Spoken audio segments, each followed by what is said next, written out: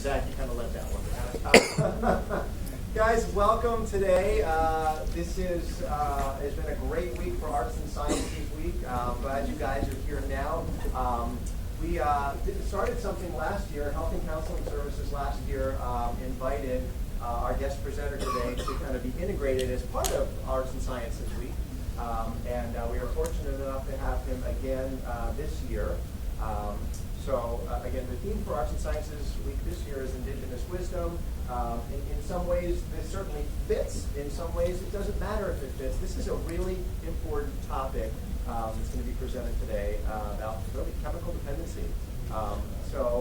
Without further ado, I'm going to allow Counseling Services, Courtney Hevin, to introduce our guest presenter. Thank you guys for being here. Hi, everybody. Thank you for coming so much. A lot of you may have seen Chef Ron last year. He came and presented. I missed it. I was out on maternity leave, but I heard wonderful things. He has brought some information about Community Culinary School with him today for you guys to look at. If you're interested in that, it's up here. He is here to speak to us today about the cycle of addiction and how important that is. It absolutely fits with Indigenous wisdom, because he has a lot of wisdom, and he's going to share it with us today. I'm not sure how indigenous it is, but it is wisdom nonetheless. So please welcome Chef Ron to speak with us this afternoon.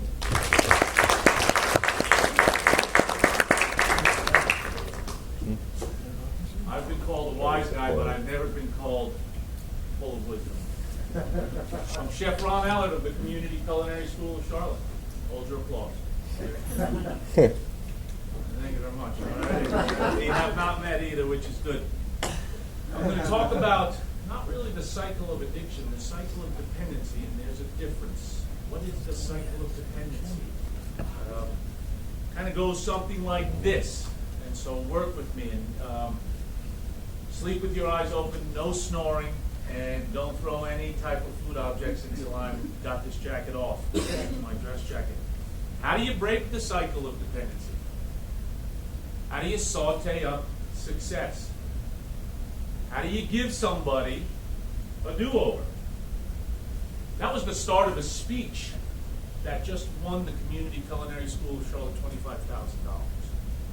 And what the folks that asked me to do the speech didn't know was that it was from the heart. Dependency is such a unique word, especially in our line of work. Johnson & Wales, the finest culinary institution, or should I say second to the Community Culinary School of Charlotte, champions the Community Culinary School of Charlotte. Art Gallagher, Bernice Parente, Peter Reinhardt, Don Bryces, I could go down the list, all have a positive influence on the Community Culinary School of Charlotte.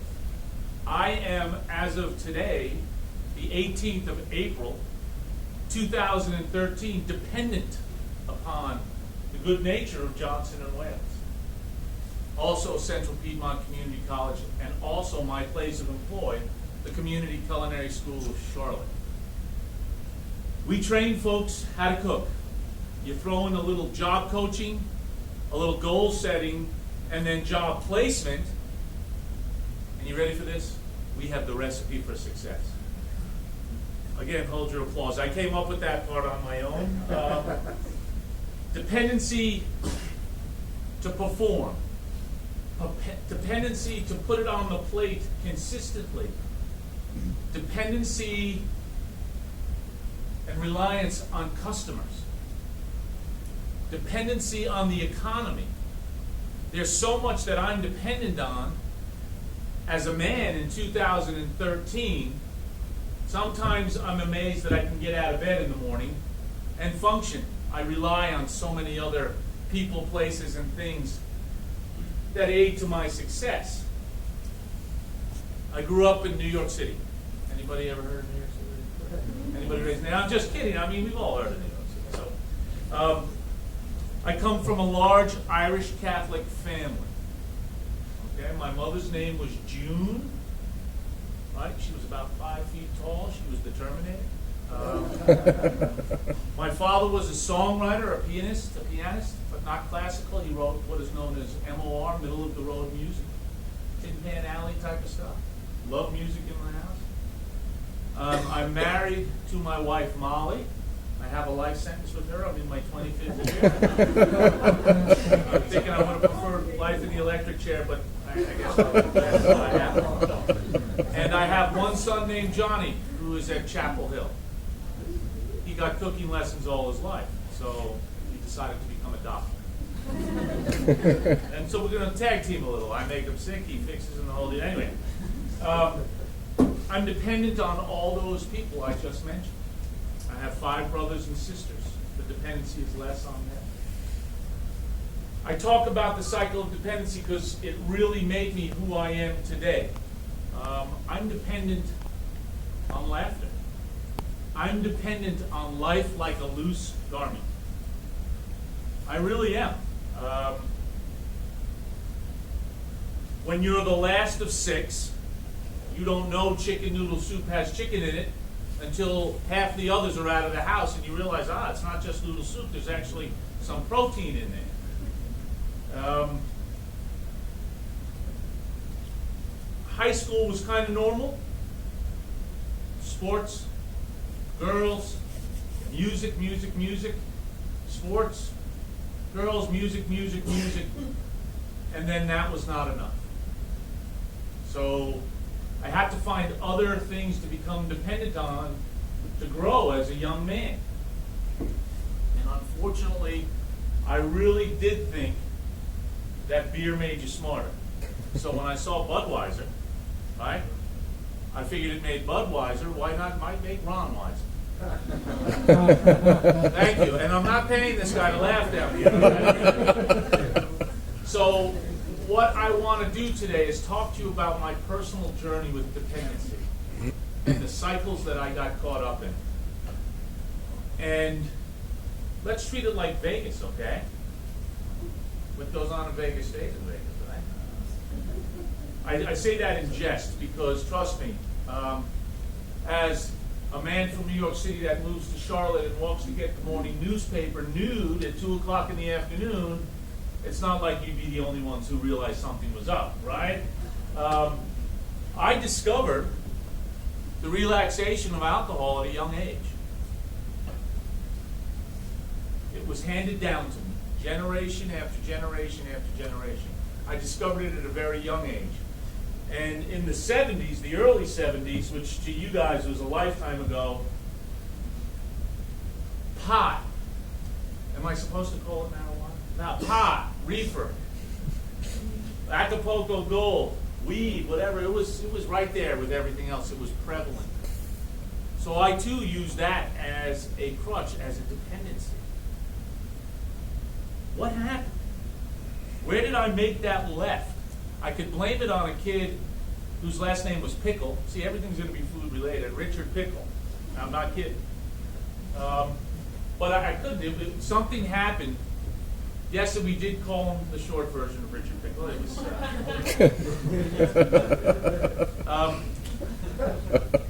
I'm not quite sure what took place, but I can tell you a story if you work with me for about 2 or 3 hours where it took me. How much time do I have? Do I have a good 2 or 3 hours? All right, I'll try and keep it within 25 minutes. How's that? I'll give you the crib notes. So being outside of New York City, I would find New York City a lot. I would find it because as a place of relaxation, I was dependent upon New York City for enjoyment, for taking people, for the excitement, everything else like that. And New York City is a real easy place, if you know where to go, to find just about anything you need to adjust.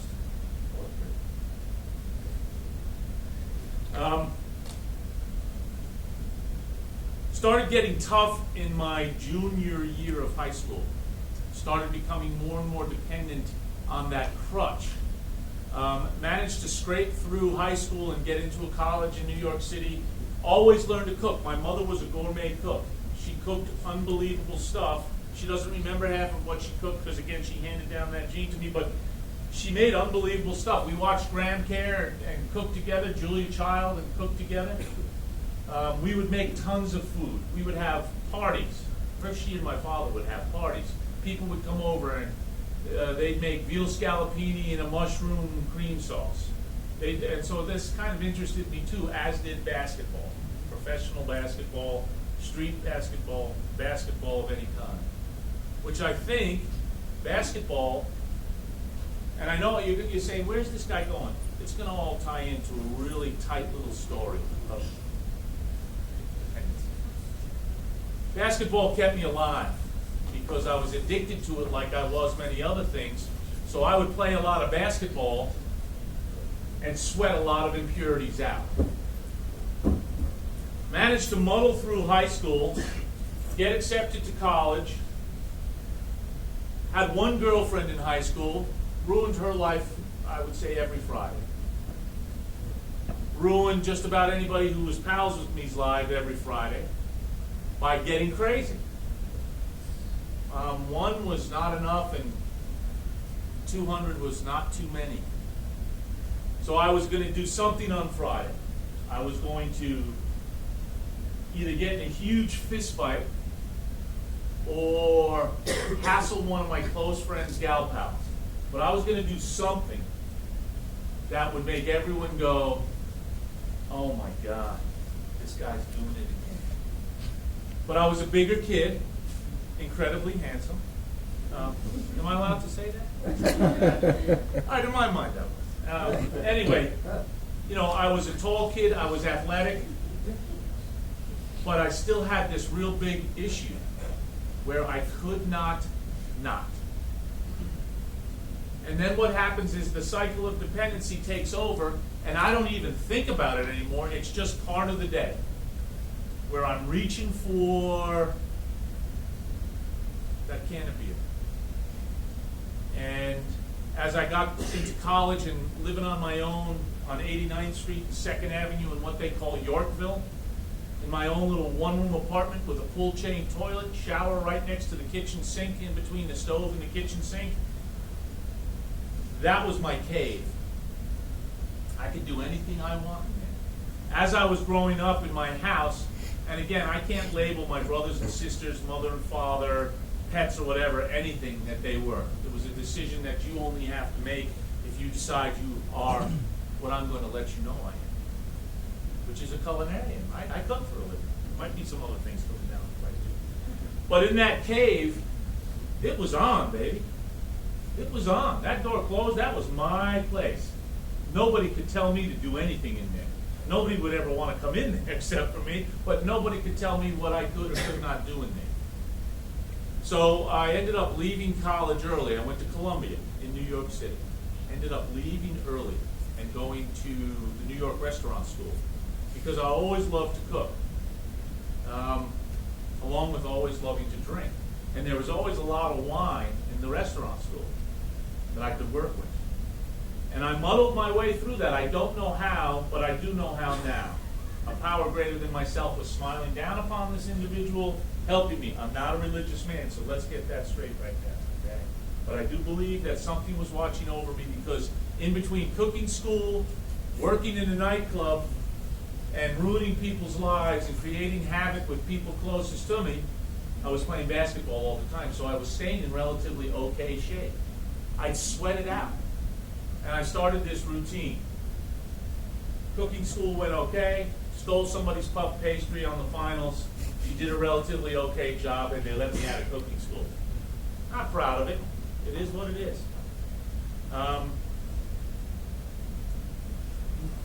Fell into the restaurant scene of Manhattan, and now, if you want to get lost in a cycle of dependency, in the 70s, 80s, in Manhattan, was the restaurant scene. Oh my goodness. It's completely different today. But you could behave in really unique ways in restaurants. And I was brought up by the best of them. You all seen Hell's Kitchen? Yeah. Okay. That was my chef. I worked for an English chef named Stephen at a very, very popular place on the Upper East Side called Mortimer's. It's where Jack, the Onassis gal had it, Nancy Reagan. We would do lunch for ladies who did lunch. I mean, who eats soft-shelled crabs, at 10:30 in the morning? I do now after working there, but you wouldn't really think about that. But that's what we were doing, really high-end stuff. And this fellow was a yeller. He was a thrower. He was a get-in-your-face type of thing, near death many times with me, because I was not a nice guy back then. But he got me, he cut my chops in a sense. He got me to appreciate fine food. And what got me asked to leave there, aside from the fact that I was insane, was, I don't know if I mentioned this last year, was the French fry incident. Anybody remember that story? Great story. Takes about 30 seconds. I'm making fries on a mandolin, right? I had been there some time, and when I walked in for the first time ever to work there, because you go in for an interview and you all want to be hired by this chef. I don't want to say his last name in case somebody's related to move down south like I did to escape everything. But he interviews you, and then he asks you back to work in the kitchen, and then if he likes you, he hires you. It's like American Idol meets Top Chef or whatever. I don't know what it was, but he hired me. Because I could, what words am I allowed not to say? Anyway, I could BS with the best of them. I could turn it on and be relatively quiet or demure or whatever, and try and say what I felt people wanted to hear. That's what the alcohol was doing to me. It was teaching me to become slicker and slicker. I thought in my mind I was so cool. Some people who maybe were in the cups too, as we call it, might have thought they were cool too, but then everyone else just thought I was, full of crap. So I can say crap. Good, I pushed it a little bit, guys. I'll see how far I can push it before the day's over, which was my MO all my life. So, Ahlert is my last name, A-H-L-E-R-T, and you did that English accent. Ahlert, you're making fries today. Okay, so he gives me, 200 or 300 pounds of potatoes, gives me a mandolin, a couple of buckets of water, and that was after coming in and been there for some time. And the first day I come in, I went, hello, chef, you need me to fricassee some chicken or saute up some lobster or something? Yeah. Go down to the basement. I spent the first 2 months in the basement turning vegetables, 7 sides on each one. Okay, for stock. It was like a punishment. It was like a concentration kitchen. You know what I mean? So, and this other chef, Leo, who had been with Steven some time, said, hey, how's that fricassee coming down there? So he goes, Alan, you're on the French fries. Okay, in the middle of the kitchen, big buckets in front of me. I ain't feeling too good because it was a Monday. Never felt good on Mondays. And that was after praying all Sunday night saying, Lord, I will never do it again. Just get me to work on time Monday. I will never, ever do it again. That was my Monday ritual. And I sit down with the mandolin. And meanwhile, the kitchen is all men. It's all men, big men, there's no gals allowed in the kitchen. It's an old school type of environment. And I'm making French fries, so I'm thinking to myself, trying to keep all my fingertips on. He didn't offer cutting gloves or anything like we do now. You would take a baggie or a paper and try and put it on top. Couldn't waste any potatoes. And I'm literally thinking about the heat in South America, or, are really all snowflakes alike? Just in this deep concentration, making these French fries, thinking about anything, minding my own business. And he comes and he just reaches into the bucket, pulls one out and goes, you call this a French fry? And so I look up, what? This is not, look at this. In front of the whole kitchen. So now all these other big burly cook type of dudes are all starting to look. And so reaches and he pulls out another one. He goes, do these look alike? And so I say, well, no 2 snowflakes are alike. And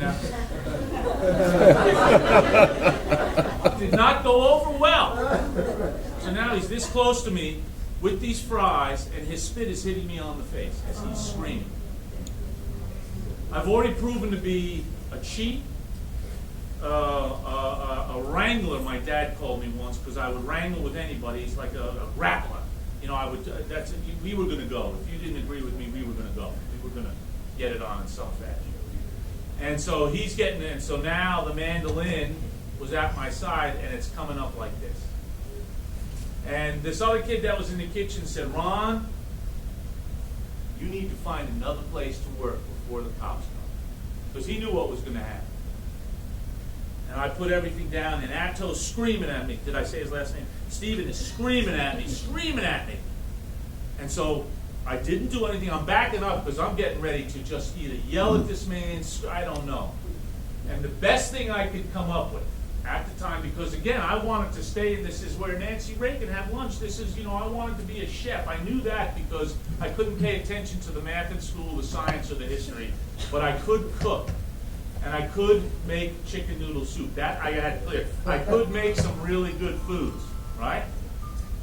And the best thing I could say to him at that time was, so I'm like this. I'm red. I'm sweating now. My sweat is sweating. My pants are wet. I'm sweating. It's already, my t-shirt's done. I'm already down into the pants sweat. And I said, and now all the guys are looking at me, and like half the staff, the foreign staff was like, there's going to be a show, there's going to be a show, there's going to be a show. And this is happening real quick. It ain't taking this long. And the best thing I can say is I just stop and I look up and I go, you don't wear any underwear after you run. He goes, he stops, everyone starts to laugh, but I'm dead serious. This dude used to go jogging between lunch and dinner. And we had a locker room under in the basement, which was like the ceilings were this high. And this dude would get out of his clothes and get in his chef pants without showering or anything. Oh. Right? We all got our things, all right? So that was the best I could come up with in this real heated moment. And he just looked at me. And I'm going to myself, how are these guys going to think that he doesn't wear? I don't even know. And so the other kid said, you better go. I started going, and sure enough, that night, I got the call. We're not going to ask you to come back. And it was prestigious to be asked to come back for the holiday season, this type of stuff. And I would have thought that the bell would have gone off and said, see where this took you? See where this not care? He was actually, and I've only admitted this to a few people, he was actually right. I didn't give a crap about what I was doing. Here I was making something that people were going to spend their hard-earned wages on, that they were going to ingest into their bodies, and I just didn't care at all. Yet I told everyone around me that I wanted to be a chef. I wanted to be the next food artist. I wanted to be something. I just was telling people. It didn't really sink in. Nothing really happened with this. You wear your pants with no underwear. Something had to change, aside from him taking a bath before he puts his chef pants on, with me, and I didn't understand it, but I started to think about it. Because what started to happen, good people, was now I'm leaving the house, my apartment, my cave, my little room, and there's a mirror about 1/4 the size of this by my door. And I'm looking at it every night when I leave and going, here we go again. And I knew exactly what was going to happen. I knew exactly what the cycle of dependency was going to be for that evening.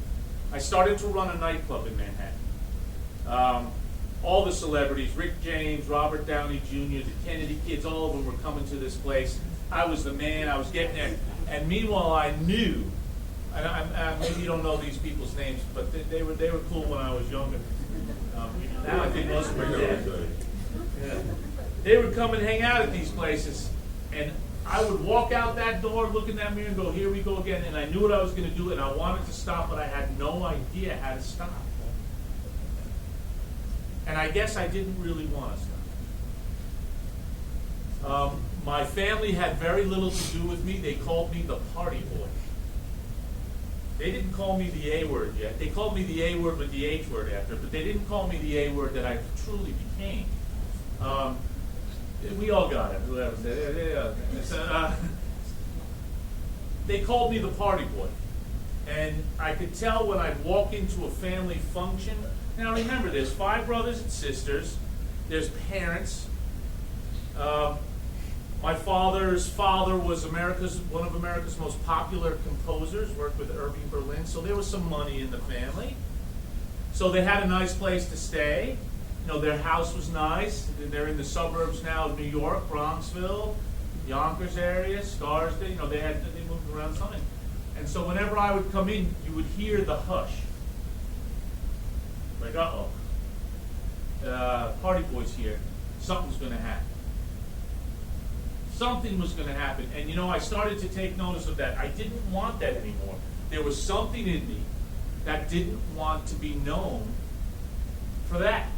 but I could not tap into it. I could not find out what it was. So the cycle of dependency kept going on for many, many more years. Floated around New York City, worked Joe Allen's. I worked some of the famous joints in there. Did a little stint in Paris, France, cooking for an outfit, which was great because nobody knew me there. So and there was an Olympic training facility that had a basketball court. Now, don't forget about that basketball addiction because it kept this man alive. And I could play with the Olympians, and the basket was a half a foot shorter. So that made life even better.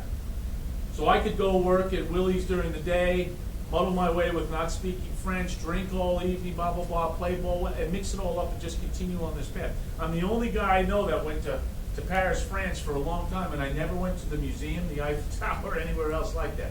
I was playing basketball every day. People would call me. I had some cousins in Paris. Hey, what did you go to today? No, I went to the basketball club. I was like a basketball bum in Paris. Not much happened there until I read in the International Herald Tribune as I hitchhiked down to Nice, France, that my father had passed. They were looking for me in the newspaper. This is, don't be sad, this is 20 some odd years ago.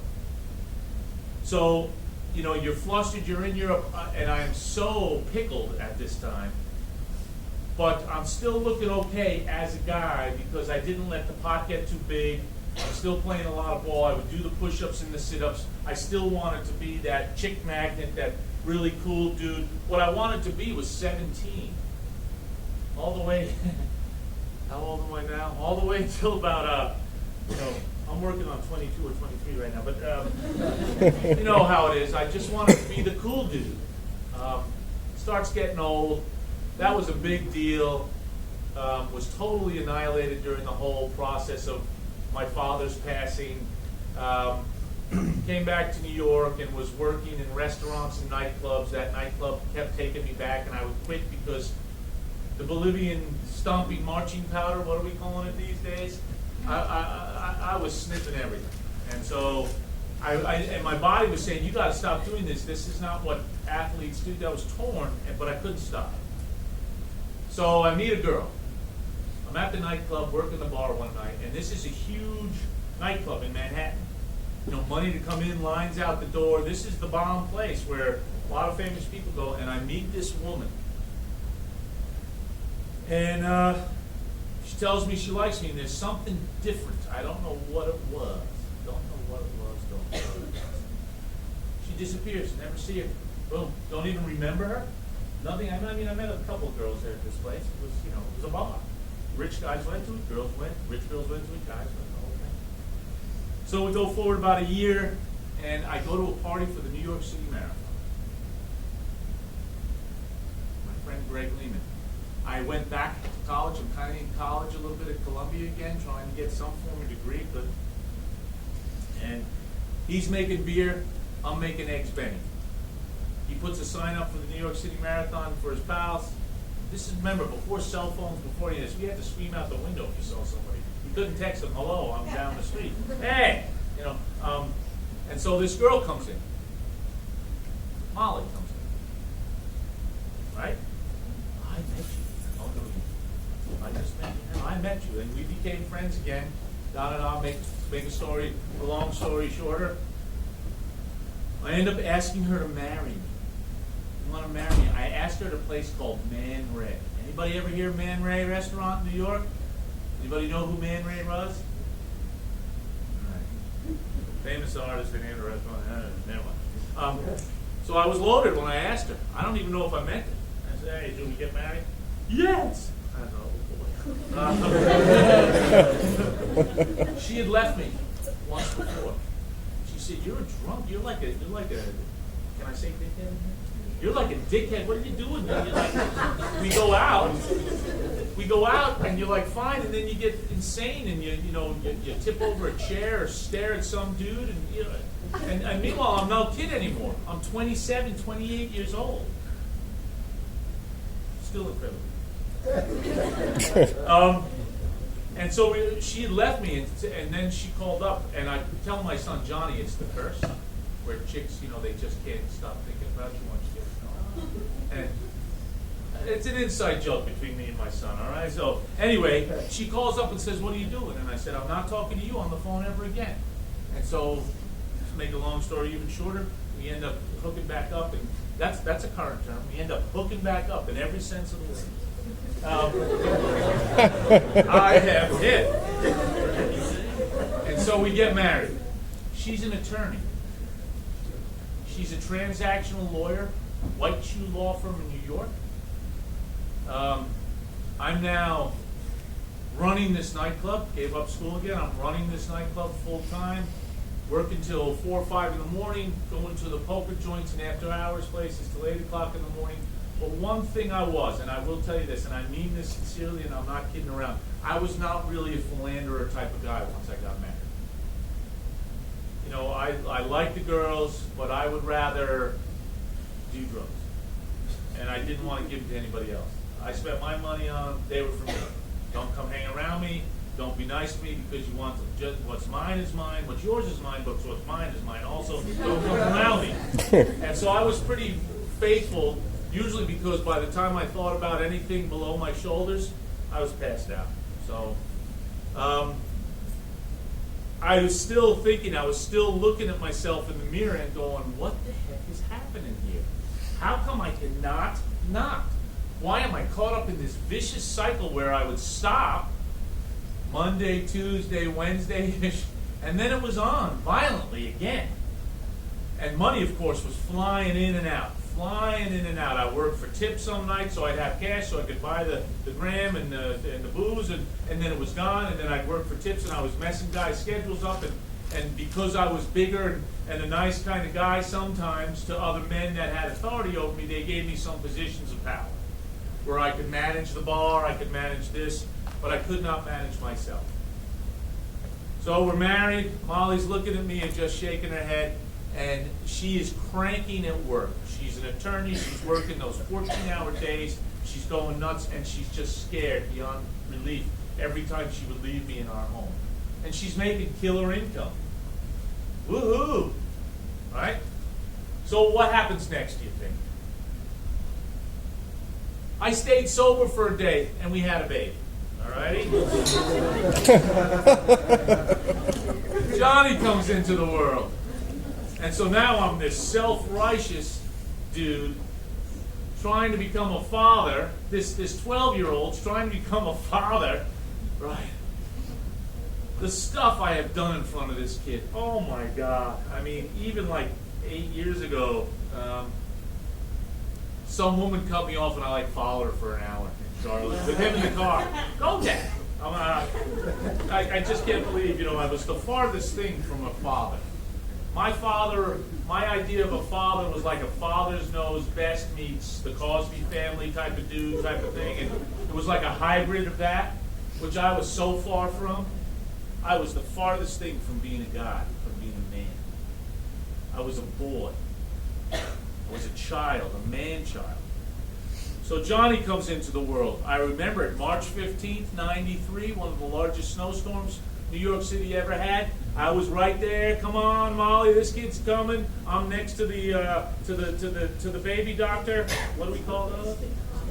Obstetrician. Thank you very much. This little guy, he comes out. Yee-haw, we had a baby. Molly's always beautiful. I don't cry. I don't really cry at anything ever. Even when my pop died and my mom, I've never been like that. I've almost been Ted Bundy-like, kind of no emotion, right? Not really much moved me unless I bought like a quarter ounce and you took some of it. I would get mad enough to cry it.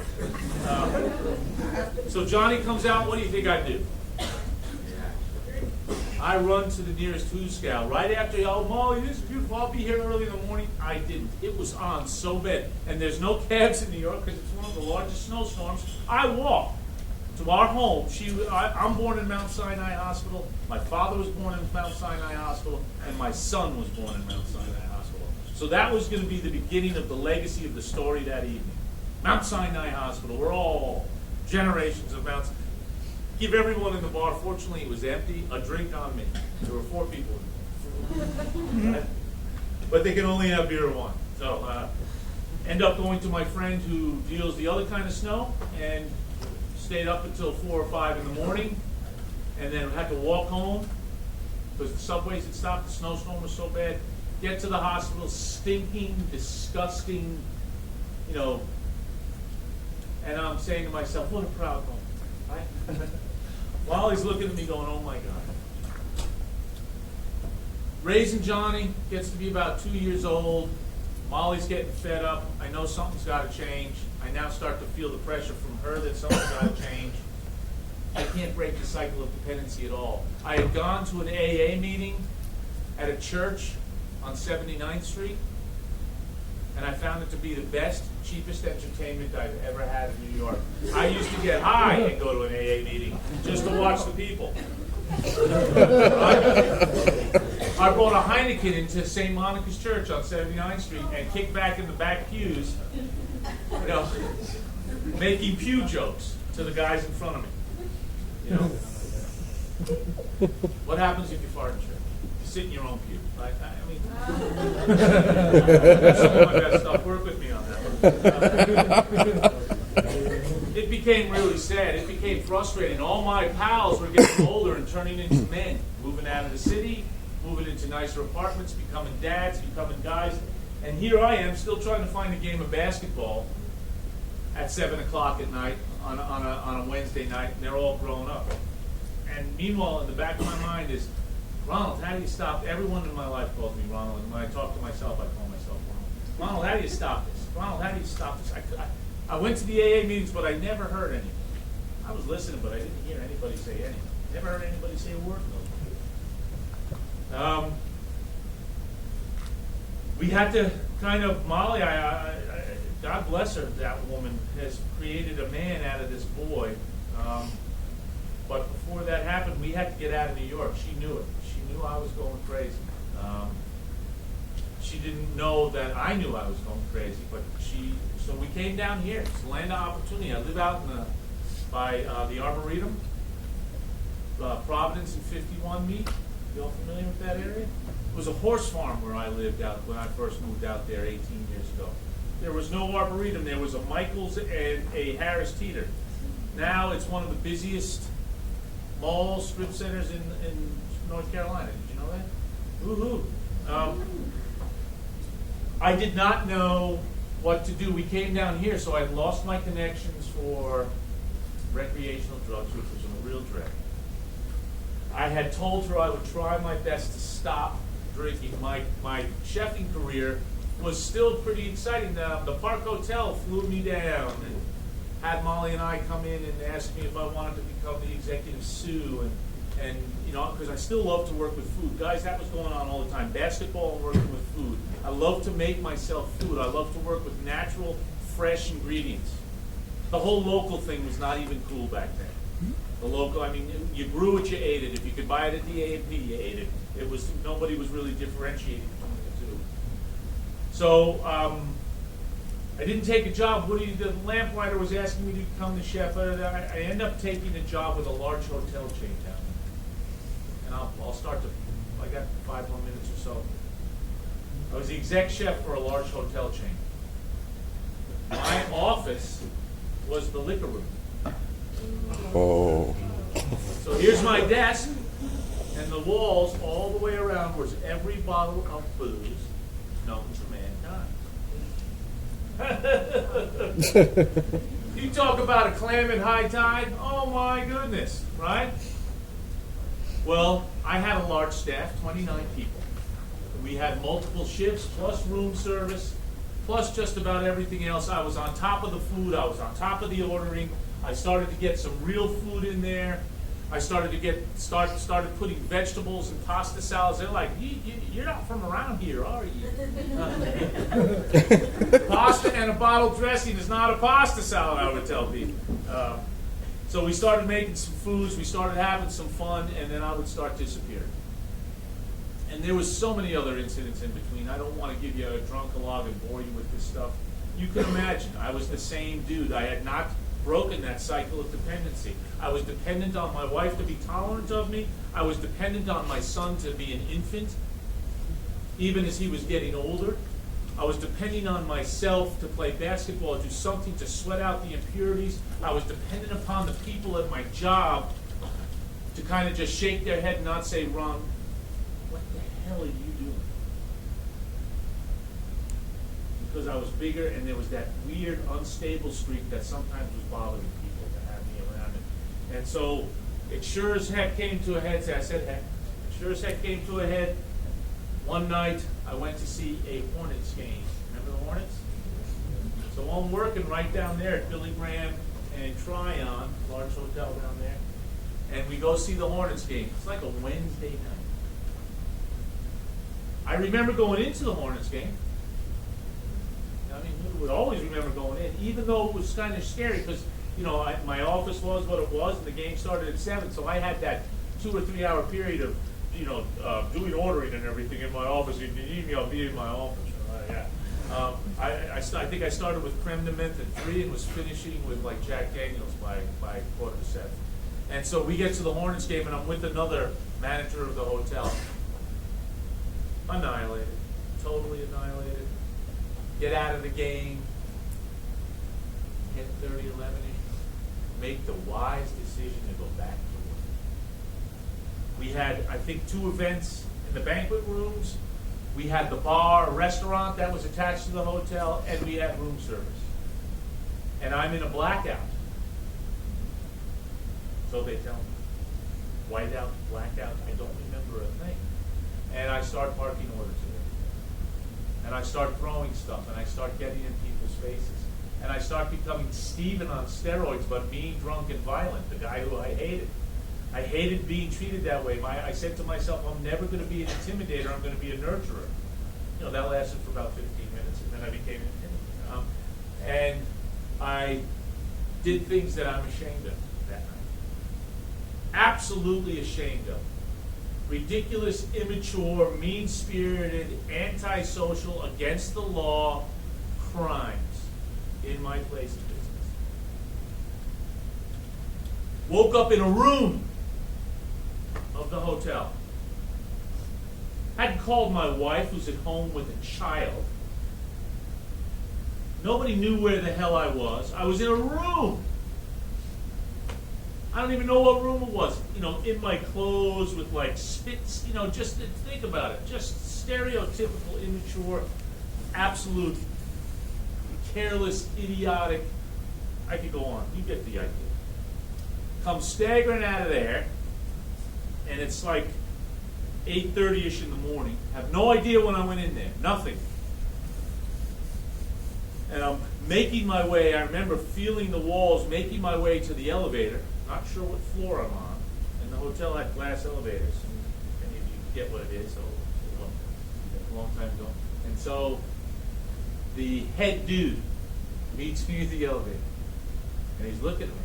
Isn't that Dave? He goes, "Look at this guy." I had beaten somebody so badly.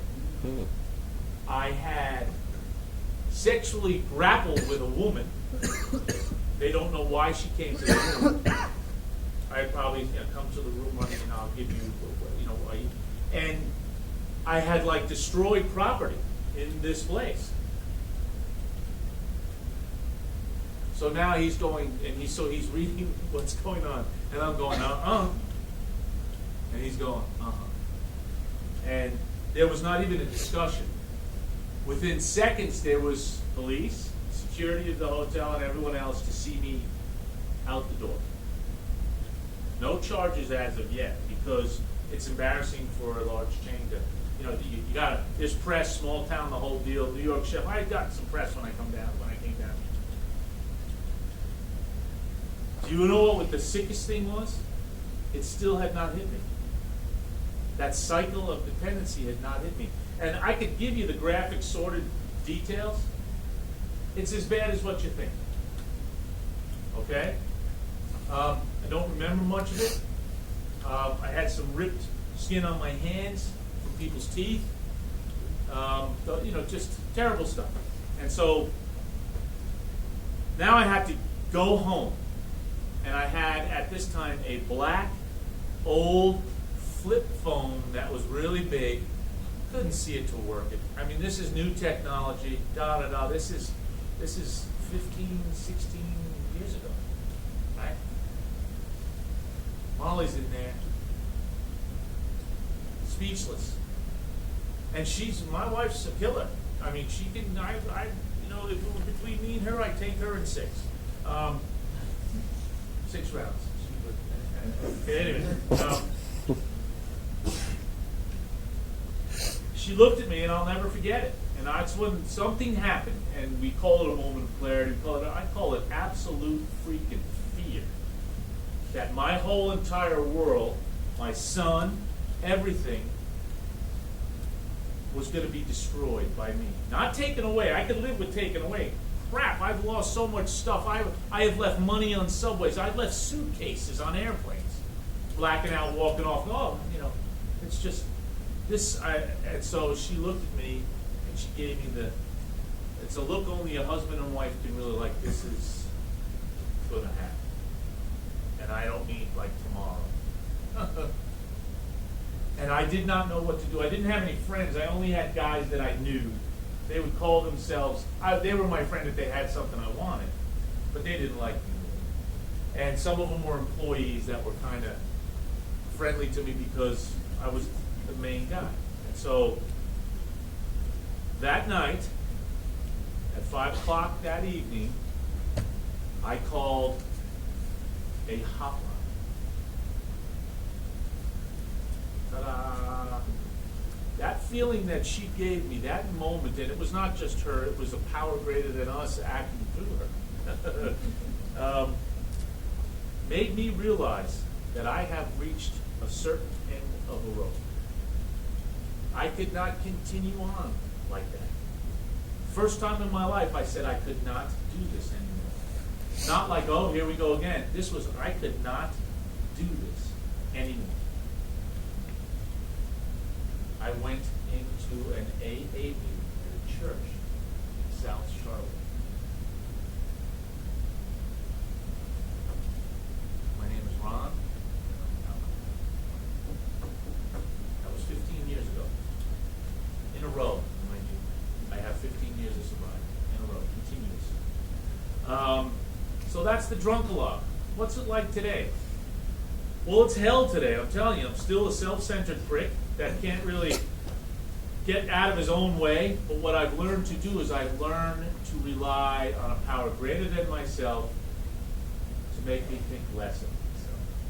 And I'm truly, truly thinking of others. That power greater than yourself, I don't get caught up in it. I don't get caught up in it, whether it's Judaism, Christianity, Buddhism, Muslim. I don't get caught up in it. I just know that when I drive down the street, something keeps that dude on that side of the street in his car and me on that side of the street in my car. And it's led me to stop thinking about myself as much. I went to an AA meeting every day for the first year. I did the 90 and 90. I started to read this thing we call the Big Book. I had a sponsor, another man who did not tell me how to be nice to my wife, what shoes I should wear with what slacks, nothing. He told me how to stay away from drugs and alcohol for 5 days, for 15 days, for 50 days, for 500 days. He became a sponsor to me and then a lifelong friend. I started getting into it because you know what I started having, ladies and gentlemen? Something that I've never had before. Anybody dare to guess what it is? Sleep. Say it again. Choice. I had a choice. I thought you said choice. I was about to really give you that little golf back. I had a choice. I actually could choose between 2 or 3 things at 3 o'clock, or for me, 2 o'clock in the afternoon when happy hour started. All right, 10:30 in the morning. I could choose. I could make that choice to either say yes or no. It was hard. It was really hard for some time, and I was exhausted. All right, first big yawn of the day. I'm out of here in about 5 minutes. That clock is stuck on 12:25. I just realized. I thought things were going a little slow. So you know what happened? It started to steamroll. I realized that doing good things for people actually felt pretty good. And it started at home. The charity started at home. Now, Molly will tell you that I'm, a scallywag and a curmudgeon and all that other type of stuff. And Johnny will say that I'm the biggest peckerhead in the world. But we're actually, am I allowed to say that? I'm talking about bird. I have a choice today. I actually can choose what I'm going to do, how I'm going to be. It's not controlling me. I still have to maintain it. I still have to stay right in the middle of my breaking free of the cycle of dependency. I'm an alcoholic. I'm happy that I realized that because I thought I was just insane. I thought I was just a party boy. But no, I'm an alcoholic. I suffer from something known as the phenomenon of craving. I see it. I don't want just a little bit of it. It's still really bad with food, too, like lobster. I see the booze, I see the pot, I see the blow. I want it. And I don't care if it even does anything to me anymore. I just want to put as much of me as possible. Now today I can actually say, you know what? 2 bites of lobster is fine, because you guys think it's funny, but I ate the same way that I drank at party. I would eat until I could not. I just lost 55 pounds. Look off that for that. All right, that's good.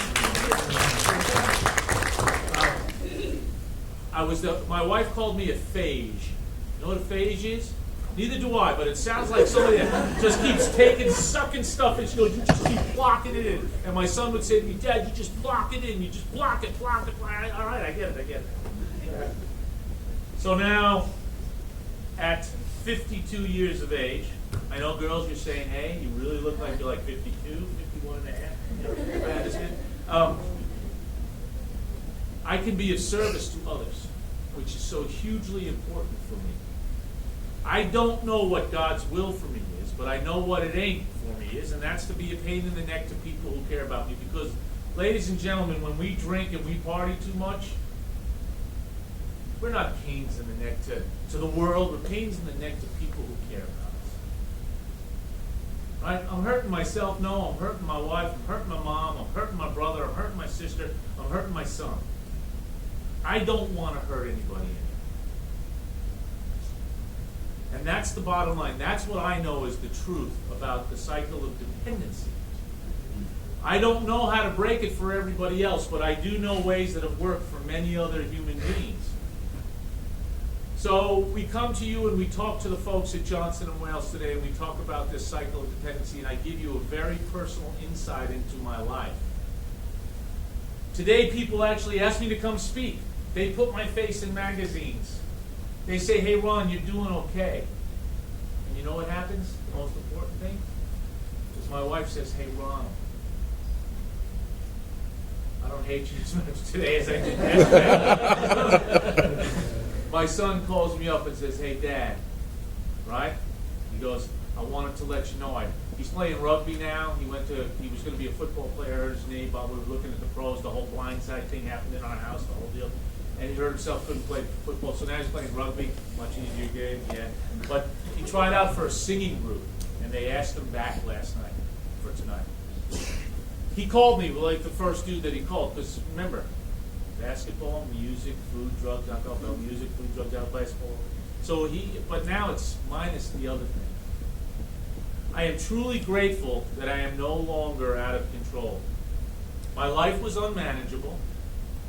And I could not control things. I went to God, or a power greater than myself, to kind of get some sanity back.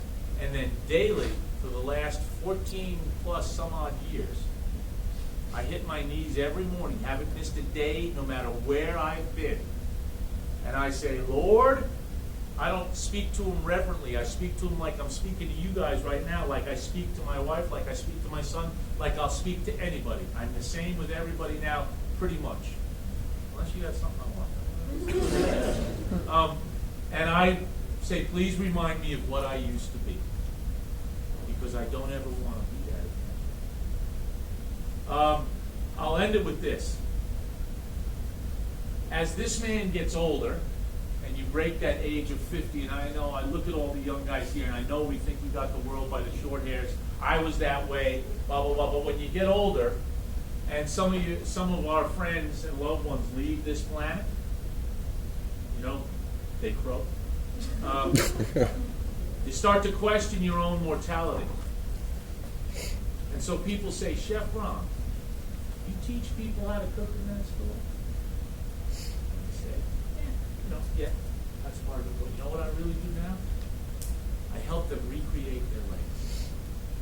And due to the fact that I have turned my will over to the care of a power greater than myself, I'm working on my legacy recreation daily. I really could use 6 or 7 hours to give you all the juicy details, but I think you could figure it out. What I want to say to each and every one of you is, first I want to extend an invitation to you. I want you all to come visit. Some of you know the Community Culinary School of Charlotte quite well. We're changing, we're growing, we're evolving, we're a living, breathing entity. We're not set in stone. I want you all to come by there and see the legacy recreation that takes place daily, any weekday morning between 8 and 11. Don't even have to call, just stop up and say, where's Chef Ron? Please come by. Number 2, I want to say thank you very much for allowing me to come into your life today. This is a privilege. I don't get to talk to many folks who are coming up the ranks and about to make some huge decisions in their life. And then third, I just want to say, God bless you. Thank you.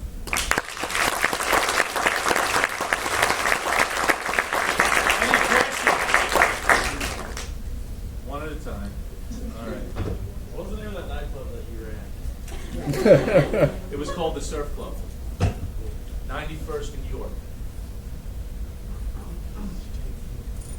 How do you deal with, do you still feel tempted if you're around alcohol or drugs, and how do you deal with it? How do you deal with it? There's a passage in a book that I use, so how do I not feel tempted?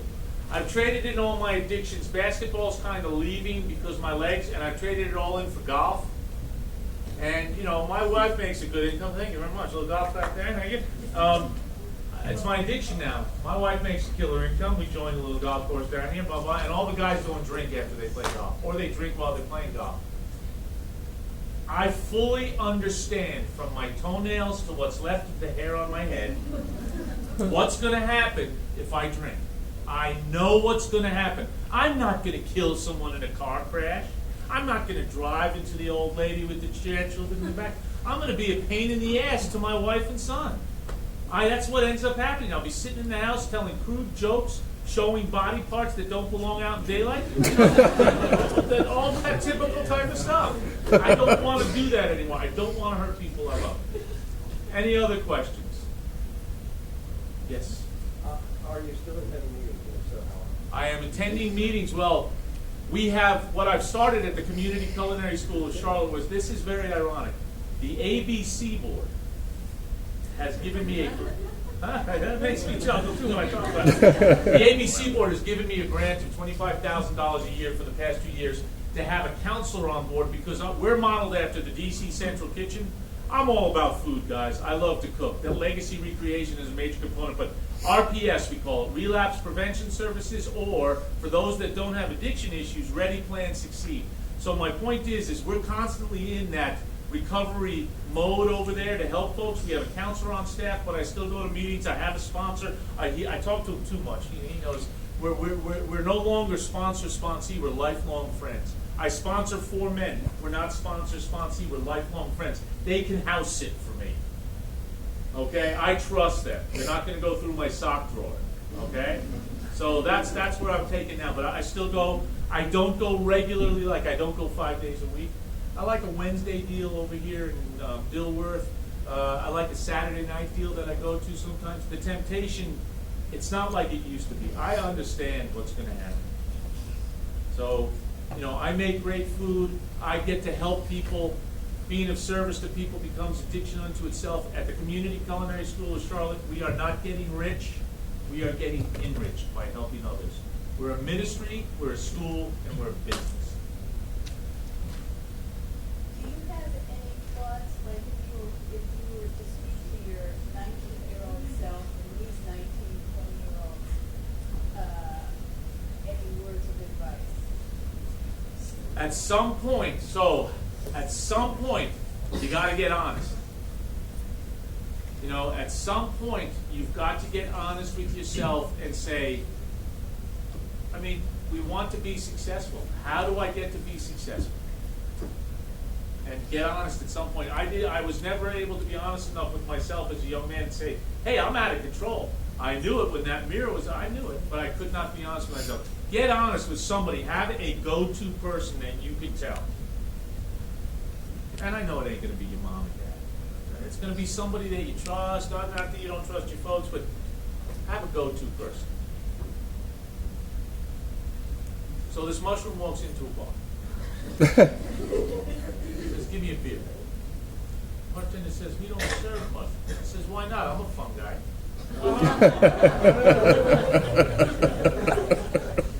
Guys, y'all better leave or I can keep doing this all night. Thank you, everybody.